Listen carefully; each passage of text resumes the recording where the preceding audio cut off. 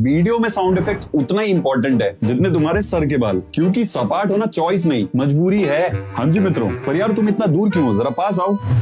सुना? अरे जूम वाला साउंड इफेक्ट, इसको कहते हैं हुश हुश। इसे एडिटिंग के दौरान वीडियो में होने वाली मूवमेंट्स में चिपकाया जाता है। हाँ, लेकिन थूक से नहीं, किसी भी एडिटिंग सॉफ्टवेयर से। जिससे मुझे याद आया, अगला साउंड इफेक्ट इतना इंपॉर्टेंट है, इतना इंपॉर्टेंट है, इतना इंपॉर्टेंट है जितना तुम सब मेरे लिए। इस साउंड इफेक्ट का नाम है राइजर। जहां भी इंटेंसिटी बिल्ड करनी हो या कुछ इंपॉर्टेंट बोलने वाले हो, इसे ड्रॉप कर दो।